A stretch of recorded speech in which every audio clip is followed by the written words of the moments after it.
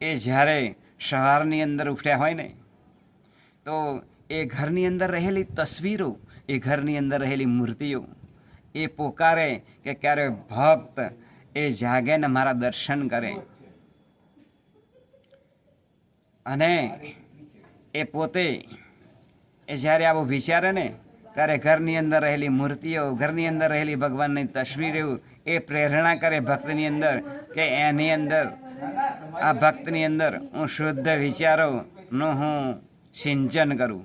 આમ એ ઘરની અંદર રહેલી મૂર્તિઓ અને દિવાલોને અને તસવીરોને પણ ઈચ્છા થાય કે એ ભક્ત, લાડીલા ભક્તની અંદર હું સાચી પ્રેરણા એ સંચાર કરું કે જેથી એ મારા દર્શન કરે અને આખો દિવસ એનો સારો જાય.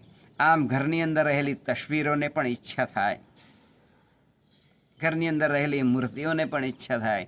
જ્યારે ભક્ત જાગે ને